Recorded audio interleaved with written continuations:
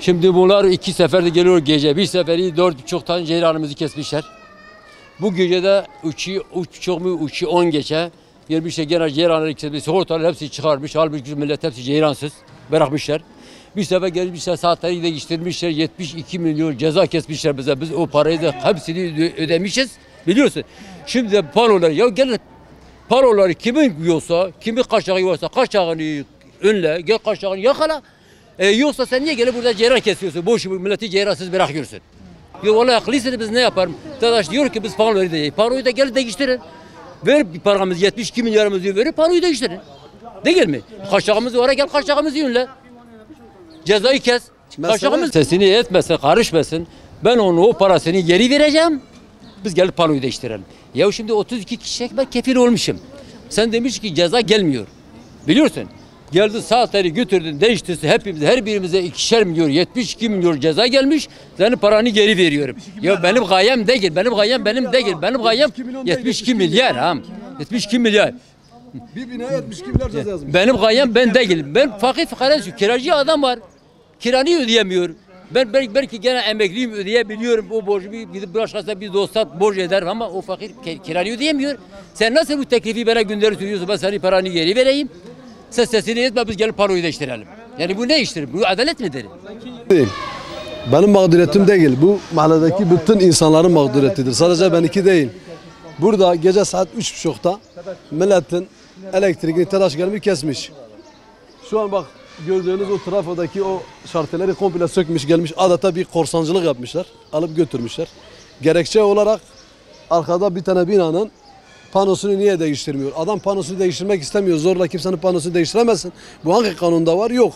Adamın saatlerini değiştiriyorlar. Buradaki insanların saatlerini geriye dönük de ceza kesiyorlar. Buradaki insanlar gariban insanlardır, fakir insanlardır. Her bir tanesine 2 milyar, 3 milyar, 4 milyar ceza kesiyorlar. Bu insanlar hepsi mağdurdur.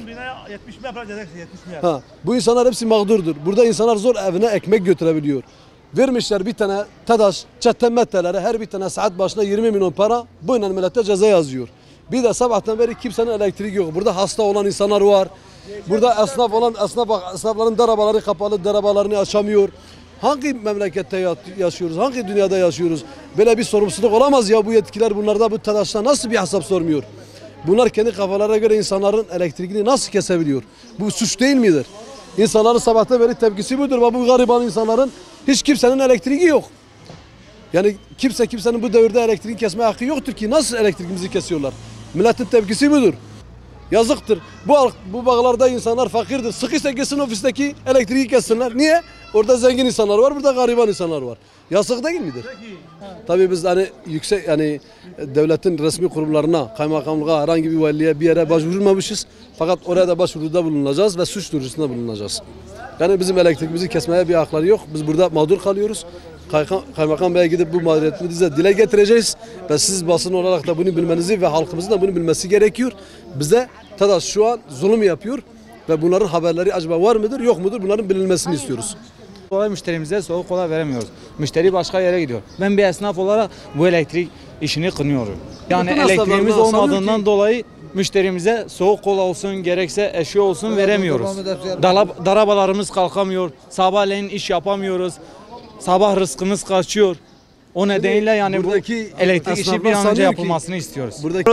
Elektrik faturası 500 milyon geliyorlar. 400 milyon geliyorlar. Vatandaşlara yazıktır. Yani bu halka gerçekten yazıktır yani.